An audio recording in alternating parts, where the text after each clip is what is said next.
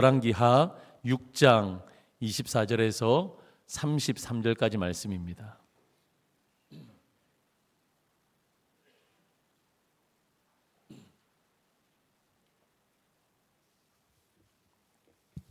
자, 저와 여러분들이 한 절씩 교독하도록 하겠습니다.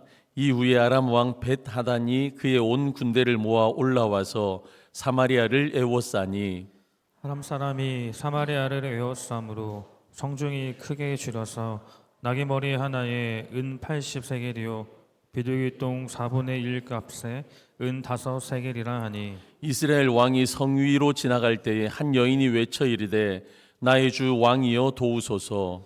왕이 이르되 여호와께서 너를 돕지 아니하시면 내가 무엇으로 너를 도우랴. 타작마당으로 말미암아 하겠느냐 포도주 틀로 말미암아 하겠느냐 하니라. 또 이르되 무슨 일이냐 하니 여인이 대답하되 이 여인이 내게 이르기를 내 아들을 내놓아라 우리가 오늘 먹고 내일은 내 아들을 먹자 하매 우리가 드디어 내 아들을 삶아 먹었더니 이튿날에 내가 그 여인에게 이르되 내 아들을 내놓거라 우리가 먹으리라. 그가 그의 아들을 숨겼나이다 하는지라. 왕이 그 여인의 말을 듣고 자기 옷을 찢으니라. 그가 성 위로 지나갈 때에 백성이 본즉 그의 속살에 굵은 배를 입었더라. 왕이 이르되 사밧의 아들 엘리사의 머리가 오늘 그 몸에 붙어 있으면 하나님이 내게 벌 위에 벌을 내리실지로다 하니라. 그때 엘리사가 그의 집에 앉아 있고 장로들이 그와 함께 앉아 있는데 왕이 자기 처소에서 사람을 보냈더니 그 사자가 이르기 전에 엘리사가 장로들에게 이르되 너희는 이 살인한 자의 아들이 내 머리를 베려고 사람을 보내는 것을 보느냐. 너희는 보다가 사자가 오거든 문을 닫고 문 안에 들이지 말라. 그의 주인의 발소리가 그의 뒤에서 나지 아니하느냐 하고 무리와 말을 할 때에 그 사자가 그에게 이르니라. 왕이 이르되 이 재앙이 여호와로부터 나왔으니 어찌 더 여호와를 기다리리요. 아멘. 우리가 가을을 맞이하면서 말씀으로 이 가을을 맞았으면 좋겠다 말씀을 드렸고요. 그리고 말씀으로 이 가을을 살아내기 위해서 이 9월 달에는 제가 중간에 신앙의 예산 11조 프로젝트 제외하고 열왕기하 6장의 말씀으로 3주간 상고하고 있습니다. 오늘 그 마지막 시간입니다. 우리는 흔히 가을을 생각하면 풍성함, 계절의 결실 이렇게 생각을 하죠. 근데 오늘 본문의 말씀을 보시면 전혀 풍성함과 결실이 아닌 정반대의 모습을 보여줍니다. 이스라엘이 처한 상황이 어땠습니까? 풍성함이 아니라 오히려 그 성 안에 기근과 절망의 시간을 보내고 있었습니다. 사마리아 성은 아람 군대에 포위되어져 있고 그래서 먹을 것이 다 떨어진 절망적인 상황이었습니다. 어떻게 보면 전쟁 전에 먹을 것이 없어서 죽게 된 상황이었습니다. 끔찍한 굶주림 속에서 어머니들이 자기 자식을 놓고 다투는 상황까지 이르게 되어집니다. 자세한 건 뒤에 제가 말씀드릴게요. 여러분, 우리가 우리의 삶 가운데 기대하는 게 뭐예요? 하나님, 우리의 삶이 좀 더 풍성했으면 좋겠습니다. 이왕이면 연봉도 조금 올랐으면 좋겠습니다. 조금 더 편안하게 살기 위해서 내 소유가 조금 더 많았으면 좋겠습니다. 요즘 젊은 친구들은 그래서 여기저기 이직하는 친구들도 많이 있죠. 여러분, 우리의 생각이 다 동일할 겁니다. 다다익선이라 좀 더 많았으면 좋겠습니다. 여러분, 그런데 실상 우리의 살아가는 삶을 보면 그렇게 기쁠 때도 있고 많은 것을 소유해 보기도 하고 내가 원하는 길로 갈 때도 있어요. 그런데 참 많은 시간들 속에 우리가 그렇지 못한 시절이 있습니다. 그래서 우리는 하나님 앞에 반문합니다. 하나님, 왜 이렇게 내 인생은 이렇게 어둡고 무겁습니까? 다른 사람들은 겪지 않는 그런 어려움들을 나에게, 우리 부부에게, 우리 가정에게 하나님 왜 이렇게 주십니까? 이런 그렇게 생각될 때가 있습니다.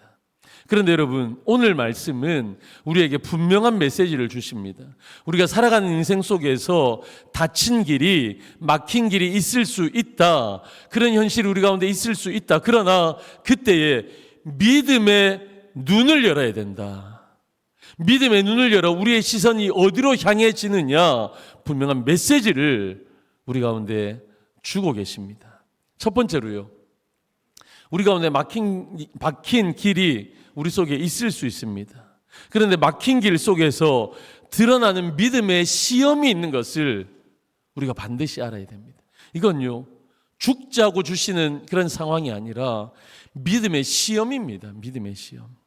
오늘 본문의 24절은 이렇게 시작합니다. 이후에 아람 왕 벳하단이 그의 온 군대를 모아 올라와서 사마리아를 애워싸니. 여러분, 여기에 여러분 오늘 본문에 보시면 아람 왕이요, 온 군대를 모아서 올라와서 사마리아를 애워쌌습니다. 여러분, 여기에서 애워쌌다라는 히브리어가 어떤 단어냐면 사바브라는 단어를 써요. 사바브. 여러분, 이 사바브라는 단어는 단순하게 성을 둘러싼다 이런 의미가 아니에요. 이걸 넘어서서 사방에서 휘감아서 숨통을 조인다, 이런 강렬한 뉘앙스가 사바브라는 단어 가운데 있어요. 성문이 닫혔습니다. 성문이 닫히니까 식량과 물자가 차단이 되어졌습니다. 그러니까 이 성 안은요, 사바브 되어져서 숨통이 조이셔서 극심한 기근 가운데 빠진 겁니다. 참 무서운 상황이 온 거예요.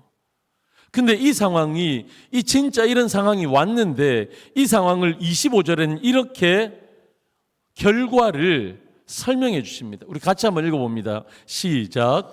성중이 크게 줄여서 나귀 머리 하나에 은 80세겔이요 비둘기 똥 4분의 1 값에 은 5세겔이라 하니. 여러분, 얼마나 먹을 것이 없으면 이런 게 등장합니다. 나귀 머리, 통통한 나귀 뒷다리살이 아니고요, 나귀 머리, 그리고 비둘기 응가. 여러분, 이런 것이 등장하는 거예요. 여러분, 먹을 것이 얼마나 없었으면 나귀 머리가 비둘기 똥이 비싼 값에 사고 팔았겠습니까? 저는 젊어서 6.25 세대를 경험해 보지 못했어요. 그리고 저는 70년대 태어난 사람이라서 60년대 보릿고개도 저는 경험해 보지 못했습니다. 그 시절이 얼마나 힘들었는지 책을 통해서, 매스컴을 통해서 보았습니다. 근데 우리 믿음의 선배님들, 우리 아버님, 어머님 세대들, 여러분 그 시대 겪으셨잖아요. 얼마나 먹을 것이 없었던지. 여러분, 이 시절이 그래요. 얼마나 먹을 것이 없었으면 나귀 머리, 비둘기 똥을 사고 팔았겠습니까? 여러분, 나귀라는 것은요, 부정한 짐승이었어요. 이스라엘 백성들에게 부정한 짐승. 그러니까 평소 때라면 절대로 먹지 않는 짐승이 나귀입니다. 나귀. 근데 나귀 중에서도 뒷다리도 아니고 가슴살도 아니고 머리 부분, 그러니까 부정한데 먹어서는 안 되는데 그들이 사고 있는 것이 나귀의 머리 부분, 먹을 것이 거의 없는 부분이라는 겁니다. 그런데 그 가격이요, 은 80세겔이라. 여러분, 은 80세겔이, 그럼 제가 책을 보니까 굉장히 비싼 가격이에요. 노동자 수년치의 임금이래요. 그러니까 이 가치 없는 것이, 먹을 것도 없는 것이 최고의 값으로 거래되는 아이러니한 현실이 벌어진 겁니다. 여러분, 여기에 더 나아가서요, 비둘기 똥이 은 5세겔에 사고 팔았다 기록되어져 있습니다. 비둘기 똥입니다. 비둘기가 아니고요, 비둘기 똥입니다. 여러분, 이걸 먹을 수나 있나요? 먹을 수도 없는 비둘기 똥이 5세겔이나 되는 비싼 가격에 사고 팔아졌다는 겁니다. 여러분, 이 두 가지 공통점이 뭐예요? 이 두 가지 공통점은요, 먹을 것이 얼마나 없었으면 영양가 없는 무가치한 것에 사람들이 마지막 소망을 걸었다라는 거예요. 이거라도 먹자, 이 부정한 낙이라도 먹자, 그 대가리라도 먹자, 비둘기 똥이라도 먹자, 거기에 소망을 건 거예요. 여러분, 완전히 막힌 길 가운데 그들이 놓여져 있는 겁니다. 여러분, 여기서 아셔야 돼요. 먼 예전에 이스라엘 백성들에게만 있었던 일이 아닙니다. 우리의 삶에도 이런 막힌 길, 닫힌 길을 만날 때가 우리 가운데도 있다라는 겁니다. 여러분, 우리의 삶 속에서도 애워싸인 사바브, 우리의 목줄을 졸르고 있는 사바브와 같은 상황을 우리도 경험할 수 있는 거예요. 여러분 혹시 경제적인 길이 막히셨습니까? 잘 다니던 직장 그만둬야 되는 상황 속에 경제적인 길이 막힌 상황이 있습니까? 여러분 건강이 막혀버린 상황이 있습니까? 여러분 건강이 막혀버리면요 얼마나 힘든지 몰라요. 그렇게 기도받으러 오시는 성도님들, 제가 또 이번 주 저번 주 그 전주에도 건강이 안 좋아서 신방을 갔습니다. 여러분 건강이 막히니까 눈물이 납니다. 정말 절망스럽습니다. 여러분 인간 관계가 막히면요 그냥 그게 지옥이에요. 여러분 지금은 그냥 그대로 살만한데 앞날이 막혀서 아무리 애를 써도 나갈 수 없는 상황 가운데, 그런 에워싸인 사바브 같은 상황 가운데 있을 수 있습니다. 우리는 그런 인생을 살아가고 있고 그런 일을 만납니다. 여러분 사방이 막혀 숨 쉴 틈이 없을 때 여러분 사람들은요 나귀 머리 같은 부정한 방법에 손을 대는 경우가 있습니다. 비둘기 똥과 같은 무가치한 것에 집착할 때가 있습니다. 여러분 아시잖아요. 그런데 이 비둘기 똥이요 나귀 머리 같은 이 부정하고 무가치한 것이 결코 우리를 사는 길로 인도해 줄 수가 없는 거예요. 그러나 여러분 우리 가운데 이런 시험이 올 때 이런 시험은 믿음을 세우기 위한 하나님의 섭리인 줄로 믿습니다. 너 한번 죽어봐가 아니라 하나님의 마음은 우리 가운데 재앙을 주시는 것이 아니라고 분명히 말씀하셨어요. 이 어려움을 통해서 이 시험을 통해서 우리의 믿음을 세우기 위한 하나님의 섭리인 거예요.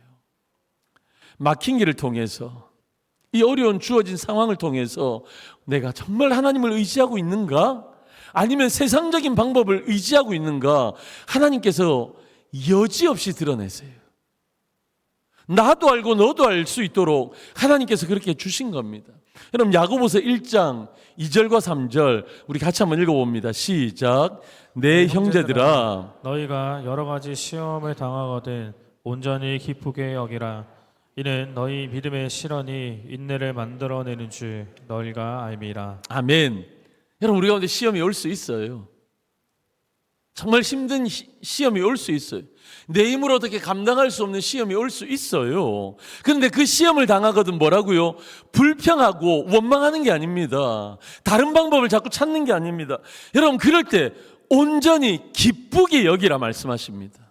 고난이 왔는데 어려움이 왔는데 내 힘으로 해결할 수 없는 문제가 왔는데 어떻게 기쁘게 여길 수 있습니까? 왜냐하면 왜 우리가 온전히 기쁘게 여길 수 있냐면 너희 믿음의 시련이 하나님이 허락하신 그 믿음의 시련이 인내를 만들어내는 거예요.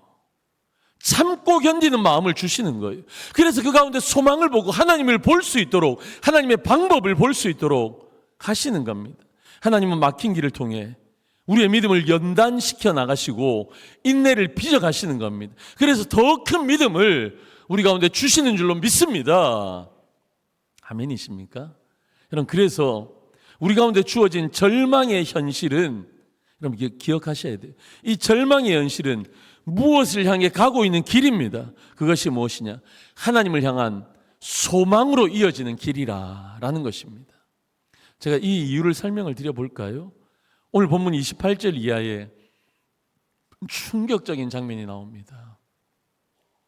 여러분 이런 글을 여러분 경험해 보지 못하셨을 거예요. 보신 적이 없을 거예요. 성경을 잘 모르시는 분은 오늘 본문을 처음 읽으신 분이 계시다면 무슨 세상에 이런 일이 있나 하시는 사건이 나옵니다. 먹을 것이 없으니까요. 두 여인이 합의를 합니다. 그래서 오늘은 너 아들 잡아먹고 내일은 내 아들 잡아먹자. 말이 됩니까 이게? 여러분 오늘 그 사람 아들을 잡아먹었습니다. 저 여인의 아들을. 근데 오늘이 되었어요. 오늘이 되었는데 내 아들을 잡아먹어야 되는데 그건 못하겠는 거예요. 그래서 아들을 숨겨버립니다. 그래서 분쟁이 일어난 거예요. 그래서 왕에게 호소합니다. 여러분 오늘 이 말씀이요, 인간이 절망에 빠지면, 정말 숨통이 조여오는 그런 절망 속에 빠지면 얼마나 우리가 잔인해지는지, 얼마나 우리가 비참해지는지를 보여주는 겁니다. 여러분 얼마나 충격적이에요. 여러분, 이것은요 단순한 극단적인 상황을 보여주시는 말씀이 아니라 신명기 28장 53절에 이미도 경고하신 말씀입니다. 우리 이 말씀 같이 한번 읽어볼까요? 시작. 내가 적군에게 애워싸이고 맹렬한 공격을 받아 곤란에 당함으로 내 하나님 여호와께서 내게 주신 자녀 곧 내 몸의 소생의 살을 먹을 것이라. 아멘. 여러분, 이스라엘 백성들이 출애굽을 했습니다. 40년의 광야의 길을 걸었습니다. 그리고 나서 요단 동편, 이제 요단 강만 건너면 가나안 땅에 들어갈 수 있는 요단 동편에 이제 마지막 베이스 캠프를 꾸렸습니다. 거기에서 모세가 지난 40년 동안 하나님께서 우리를 어떻게 인도하셨는지 그 하나님의 은혜를 기억하며 세 편의 설교를 합니다. 그게 신명기예요. 근데 신명기의 말씀 가운데 특별히 신명기 28장의 말씀을 보면 하나님께서 모세를 통해 이스라엘 백성들에게 말씀하십니다. 하나님의 말씀 앞에 순종하면 어떤 복을 하나님께서 주실 것인지, 이제 요단강을 건너가서 가나안 땅에 들어가게 될 텐데 그곳에서 하나님의 말씀에 불순종하면 어떤 저주가 임할 것인지 신명기 28장이 말씀하십니다. 다시 한번 그 말씀 띄워주세요. 하나님이 경고하십니다. 하나님의 말씀 앞에 불순종하면 이런 일이 일어날 거야. 너가 적군에게 애워싸이는 일이 생겨날 거야. 그러면 공격을 받고 너희들 곤란해질 거야. 그때 어떤 일이 벌어지는 줄 아니? 너의 자녀의 살을 먹게 되어지는 일이 일어날 거야. 하나님 예언하신 거예요. 그럼 오늘 본문의 말씀이 그 말씀이 성취되어지는 말씀입니다. 언약 불순종에 대한 하나님의 심판이 실현되어지고 있습니다. 여러분, 말씀대로 축복도 오는 겁니다. 근데 말씀대로 저주도 우리 인생 가운데 오는 거예요. 하나님의 말씀에 불순종할 때 하나님이 우리 가운데 어떤 인생의 매를 드시는지 오늘 말씀하시는 거예요. 더 나아가서 하나님이 우리의 인생에 회초리를 드실 때 인간의 절망이 오는데 그 절망 가운데 가장 먼저 무너지는 것이 무엇이냐? 오늘 본문은 말씀하시는데 그게 관계가 무너진다라는 사실입니다. 어머니가 자식을 지켜야 되잖아요. 이런 어려운 순간일수록 나는 안 먹어도 너는 먹일게. 이게 엄마의 마음 아닙니까? 여러분, 엄마들이 젖을 먹일 때 그 모든 영양소가 아이 가운데 다 가는 거예요. 그래서 나는 몸이 세져도 너는 내가 살릴게. 그게 젖 먹이는 엄마의 마음이잖아요. 그러면서 엄마들은요, 젖 먹이면서 어떻게 됩니까? 머리 다 빠져요. 머리 다 빠져요. 좋은 영양분은 아이들 가운데 젖 먹이면서 다 가니까 내 몸은 약해진다고요. 그래도 엄마들이 젖을 먹이고 아이들을 양육하는데 오늘 본문에 뭐예요? 어머니가 자식을 지켜야 하는데 오히려 내 자녀를 포기해버리는 거예요. 나 살자고 내 자녀 포기하는 거예요.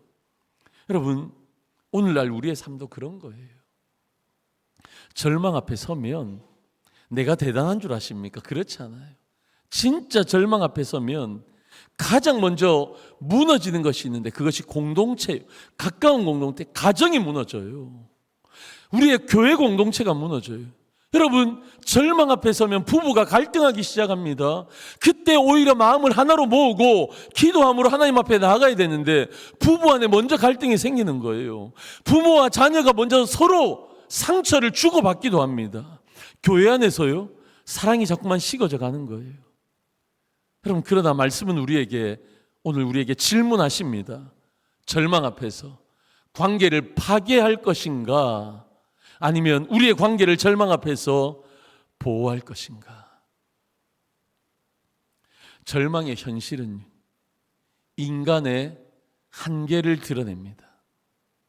사랑하는 성도 여러분, 절망은 우리의 한계를 드러내는 거울이에요. 우리가 얼마나 연약한 존재인지 절망을 통해서 아는 거예요. 우리가 스스로의 힘으로는 아무것도 할 수 없다라는 것, 절망을 통해서 깨닫게 되는 거예요. 근데 절망이 절망으로 끝나는 것이 아닙니다. 하나님께서 우리 가운데 이 절망을 주시는 것은, 이렇게 어려운 환경을 주시는 것은 무슨 이유 때문입니까? 절망은요, 하나님의 희망을, 하나님의 소망을 부르는 통로가 되어진다라는 사실입니다. 성경은요, 이 절망의 끝자락에서 하나님의 구원이 시작됨을 우리 가운데 보여주십니다. 그럼 아브라함 가운데 하나님께서 자녀를 주신다는 약속을 주셨잖아요. 무뼈를 세워보아라. 저 별과 같이 내 자녀가 있을 것이다. 하나님의 나라를 아브라함을 통해서 세우시겠다. 근데 100세가 되어도 자녀가 없는 거예요. 어떻습니까? 하나님께서 100세에 자식을 얻게 하십니다. 이삭을 주시죠. 여러분, 이스라엘이 출애굽을 했습니다. 이제 사는 것 같았습니다. 그런데 몇 날을 와보니까 앞에 홍해가 있는 거예요. 그들의 힘으로 건널 수 없는 홍해가 있는 거예요. 근데 뒤에는 어떻습니까? 말발굽 소리가, 애굽의 기마병들이 우리를 죽이겠다고 오는 겁니다. 여러분, 그런데 하나님께서 그때 홍해의 문을 여십니다. 열린 길을 허락하십니다. 엘리야가요, 정말 아합과 이세벨 아래서 정말 무서운 시대를 살았습니다. 자기 혼자만 하나님을 믿는 사람처럼 여겨졌습니다. 갈멜산에서 850대 1의 영적인 전투를 벌립니다. 그 영적인 외로움이 얼마나 컸겠습니까? 다 하나님을 반대하고 하나님 모른다고 하나님 없다 하는데 자기 혼자 하나님이 살아계시다고 말하는 이 상황 속에 갈멜산에서 850대 1의 영적인 전투를 벌리게 됩니다. 그때요, 갈멜산에서 하나님의 불이 임하는 것을 경험해요. 여러분, 이 모든 사건이 어떤 사건입니까? 절망적인 상황에서 하나님의 능력이 드러난 사건들입니다. 사랑하는 성도 여러분, 기억하십시오. 혹시 여러분들 가운데 여러 가지 상황과 환경 속에서 절망의 늪을 헤매고 있는 분들이 계십니까? 그러나 절망의 밤은 길지만 하나님의 아침은 반드시 오는 줄로 믿습니다. 제 얘기가 아니에요. 제가 지어낸 얘기가 아니에요. 시편 30편 5절, 저녁에는 울음이 깃들일지라도 아침에는 기쁨이 오리로다. 할렐루야. 절망이 끝이 아니에요. 여러분, 저녁에는요, 밤이 되면 하루를 돌아보면서 내 절망적인 상황 때문에 우는 시간이 있습니다. 어떻게 이럴 수가 있지? 그런데 아침이 오면요, 반드시 아침 오는 거거든요. 아침이 오면 기쁨이 다시 오리라. 할렐루야. 막힌 길 속에서 드러나는 믿음은 하나님을 향하게 만드는 겁니다. 여러분, 여기에 두 번째 영적인 진리가 나옵니다. 닥친 길 속에서 소망으로 가는 길에 우리는, 여러분, 이 두 번째 영적인 진리를 반드시 발견해야 합니다. 두 번째, 시선이 차이를 결정합니다. 우리 같이 한번 읽어볼까요? 시작. 시선이 차이를 결정합니다. 여러분, 마음에 잘 새겨두세요.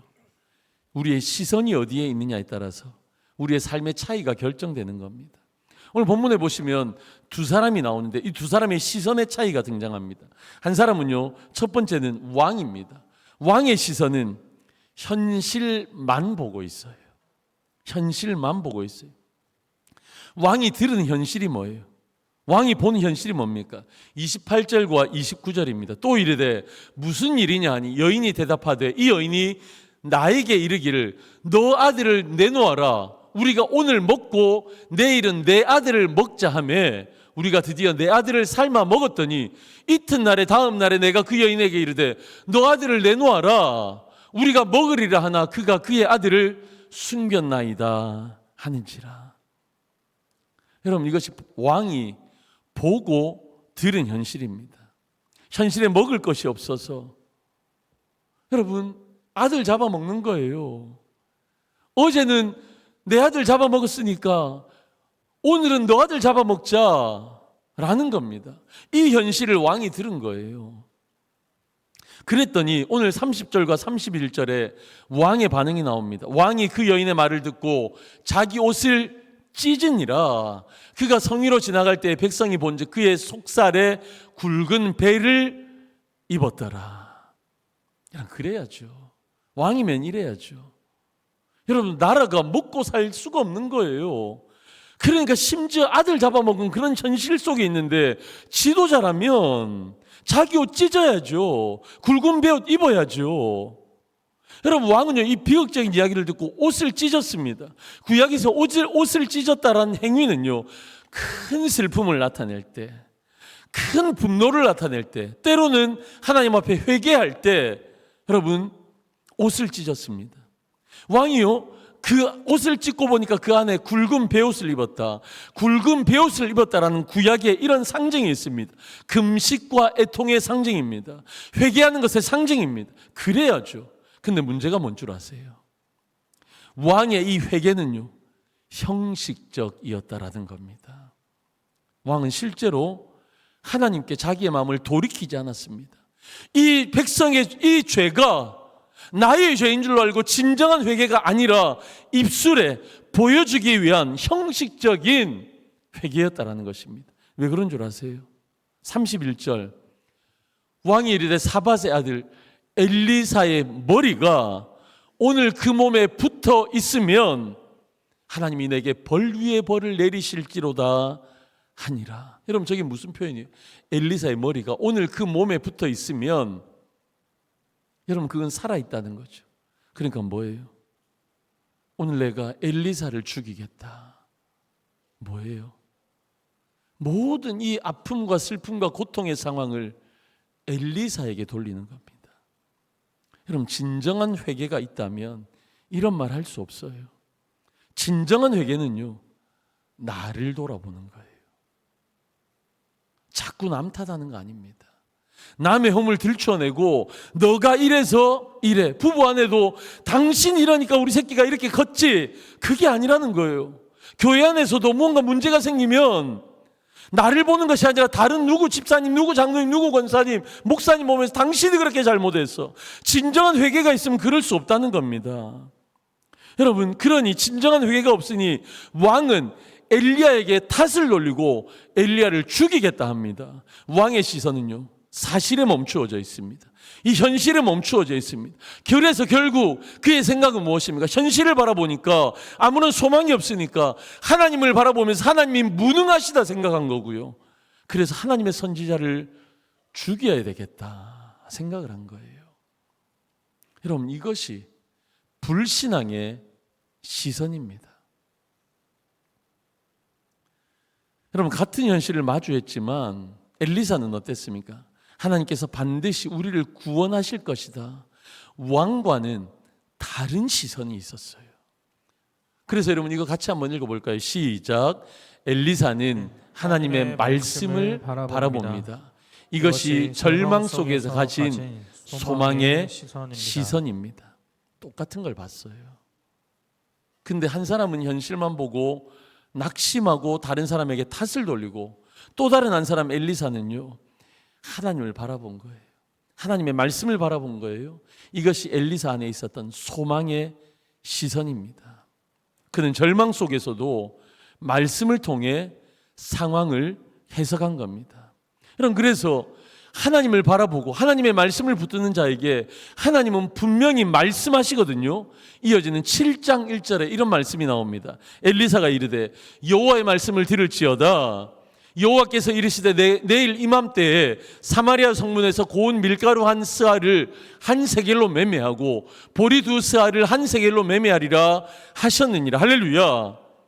여러분, 여호와를 바라보았더니 그의 시선이 주의 말씀 앞에 있고 그 말씀을 갈망했더니 그런 자에게 하나님이 말씀하셨습니다. 그 말씀을 들었습니다. 그래서 그 말씀을 전합니다. 내일 이맘때 이런 일이 있을 거야. 이제는 더 이상 나귀 머리 비둘기똥에 우리가 의지하지 않고 자녀를 삶아 먹어야 되는 일이 아니라 우리 가운데 하나님께서 이런 일용할 양식들을 우리 가운데 주실 거야. 여러분, 절망의 현실은 끝나고 풍성한 회복이 올 것이라 선포하고 있는 겁니다.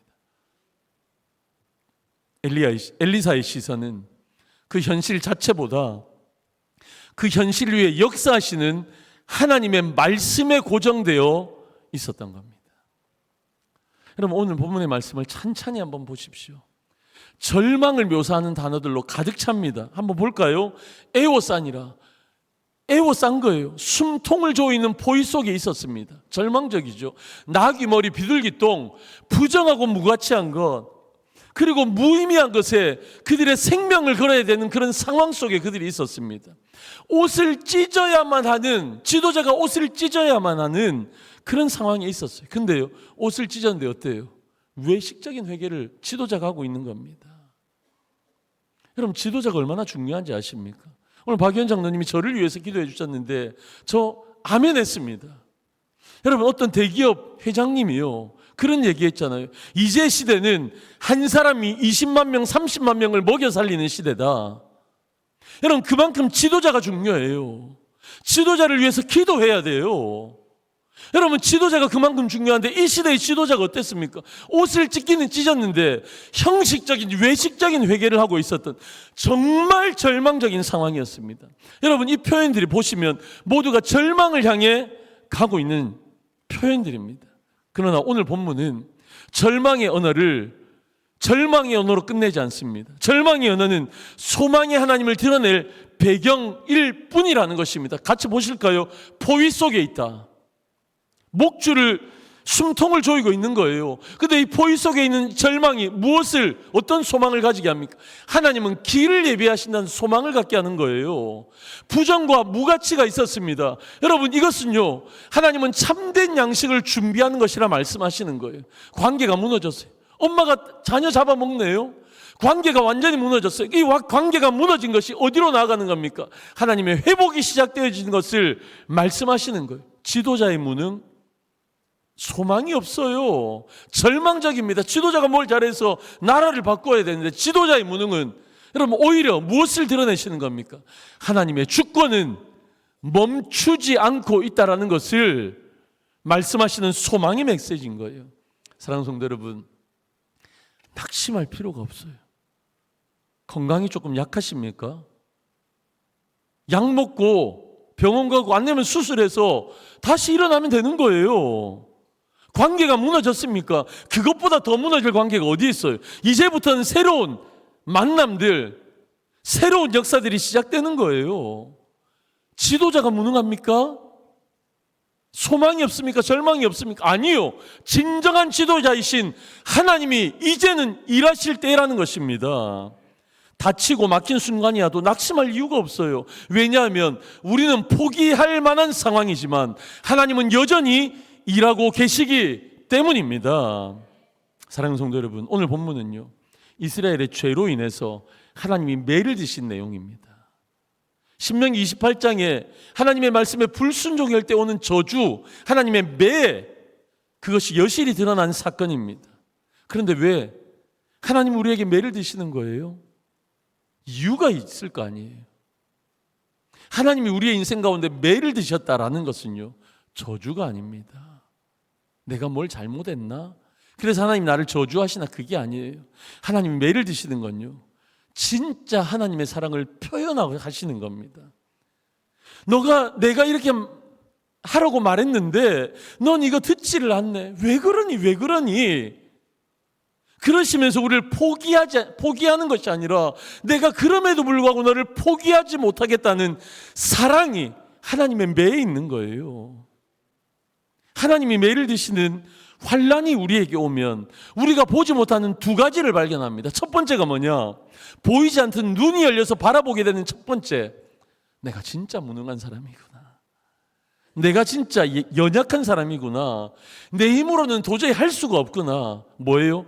내 밑바닥을 보는 거예요. 하나님의 매를 맞으면요, 내 밑바닥을 봅니다. 동시에 무엇을 봅니까? 그럼에도 불구하고 나를 사랑하시는 하나님의 손길을 보는 겁니다. 하나님의 사랑의 손길. 그러니까 여러분, 반드시 기억하십시오. 절망할 이유가 없고 소망 가운데 우리가 살아갈 수 있는 이유는 밑바닥은 끝이 아니라 내 발이 하나님의 등에 닿기 시작하는 것입니다. 우리 같이 한번 읽어볼까요? 시작. 밑바닥은 끝이 아니라 내 발이 하나님의 등에 닿는 시작입니다. 하나 더 읽어볼까요? 오늘 설교 제목입니다. 시작. 우리는 가장 아픈 날에 가장 가까이 주님을 느낍니다.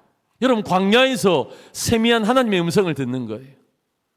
여러분, 넓은 길로 갈 때, 다른 사람들과 관계가 좋을 때, 여러분, 내가 잘 나갈 때는 들리지 않는 하나님의 음성이 광야에서는 들리는 겁니다. 우리가 가장 아픈 날에 가장 가까이 주님을 느끼는 겁니다. 이거 하나 더 읽어볼까요? 시작.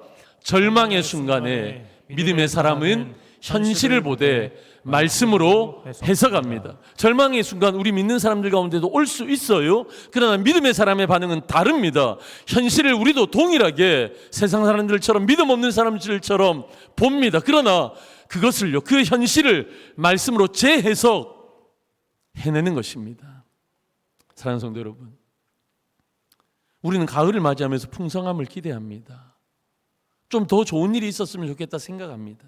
그러나 현실은 때로는 기근 같고 막힌 길을 갈 수 있습니다.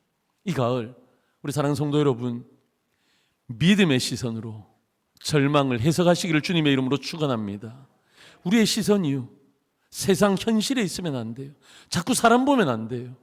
제가 목회를 20년 넘게 하면서 제가 경험했던 제 안의 깨달음이요, 하나님 아니라 사람을 의지하고 사람 바라보면 제 목회 망한다는 겁니다.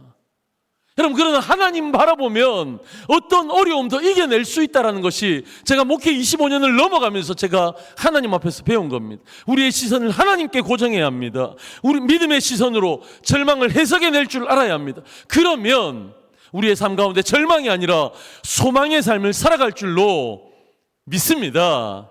여러분, 저를 한번 따라해 주십시오. 절망이 아니라, 좀 더 크게, 절망이 아니라 소망입니다.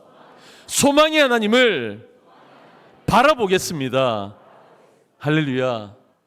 여러분, 오늘 이 말씀 꼭 붙드십시오. 그래서 이 가을뿐만 아니라 여러분들의 전 인생 가운데 믿음의 시선으로 절망을 해석해내고 하나님을 바라보며 소망의 인생을, 소망의 삶을 살아가시기를 주님의 이름으로 간절히 축원합니다. 아멘. 우리 다 같이 일어나셔서